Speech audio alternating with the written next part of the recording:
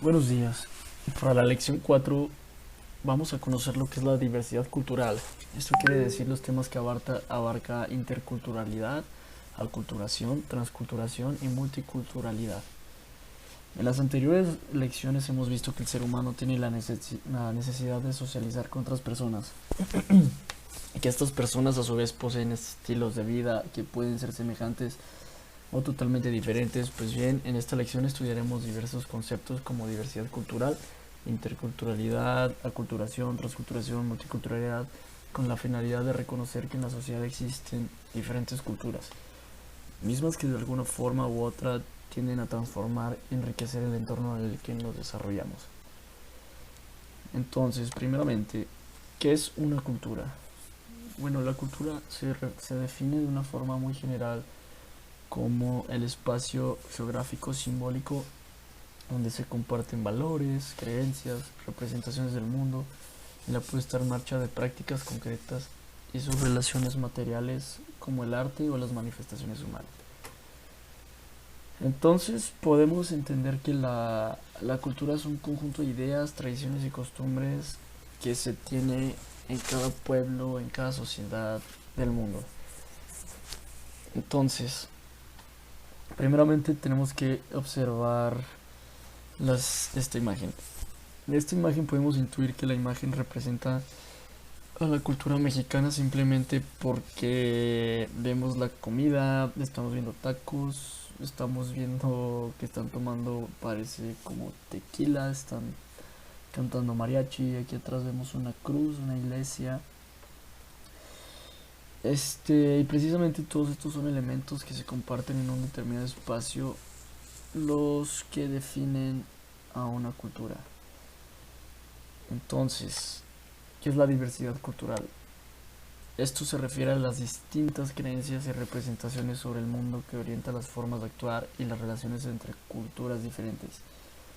Esta diversidad de estilos de vida, por un lado, enriquece culturalmente a la sociedad, pero por el otro puede ocasionar muchos problemas. Esto genera exclusión, genera marginación, genera violencia, racismo y dominación por parte de ciertos grupos sociales sobre comunidades pequeñas, de modo que violan su derecho a la diferencia. Entonces, la interculturalidad es la interacción entre miembros de culturas diferentes. Esto es como cuando dialogamos con personas que profesan otra religión a la nuestra, o compramos alguna artesanía tradicional de comunidades de aquí de México. Pero hay que tener ojo y no confundir interculturalidad con interculturalismo. Pues el interculturalismo es una corriente filosófica que analiza desde la ética las interacciones que se dan desde miembros de culturas diferentes. Aquí entonces podemos leer y conocer lo que es la aculturación. Esto es un proceso que ocurre cuando dos sociedades se encuentran en contacto por un tiempo prolongado, de modo que ocurre un cambio de actitudes o comportamientos. A veces pueden ser conscientes que ellos lo deciden o inconscientes en las personas que residen en dichas sociedades. Una o las dos culturas van a cambiar. La transculturación es una semejante a la aculturación. Sin embargo, este concepto se refiere más a la asimilación gradual, poco a poco, en algunos elementos culturales característicos de una cultura por otra que comienza a hacer uso de ellos. Una diferencia importante que podemos observar con respecto a la aculturación es que en esta definición no se menciona que hay contacto entre dos culturas. Básicamente este término se refiere a que en nuestra vida vamos incorporando nuevos hábitos de otra sociedad de una forma tal que vamos a generar una nueva cultura. Por ejemplo, cuando adoptamos otras formas de comer, de hablar o escuchamos otro tipo de música que no son regionales, que no son del lugar donde estamos. Y la multiculturalidad.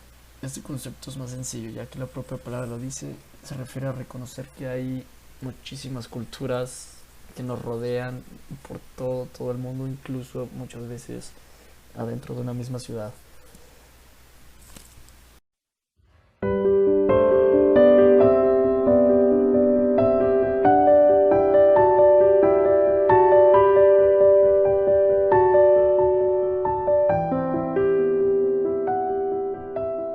UNESCO tiene sus raíces en 1942, durante la Segunda Guerra Mundial, cuando los países aliados empezaron a prepararse para restablecer sus sistemas educativos en cuanto terminara la guerra.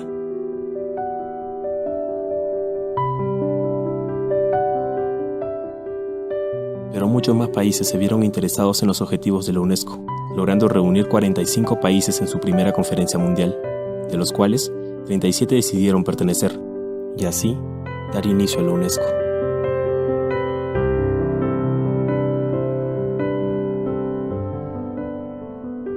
Esta organización se dedica a orientar a los pueblos en una gestión más eficaz de su propio desarrollo, a través de los recursos naturales y los valores culturales.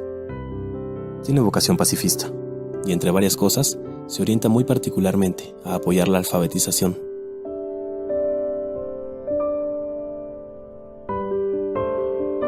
En la educación, este organismo colabora con la formación de docentes, planificadores familiares, entre otros, con el fin de que la educación esté al alcance de todos. En las actividades culturales, busca salvaguardar el patrimonio cultural mediante el estímulo de la creación, la creatividad y la preservación de las entidades culturales y tradiciones orales. Y en materia de información, la UNESCO promociona la libre circulación de ideas por medios audiovisuales, fomentando la libertad de prensa y la independencia.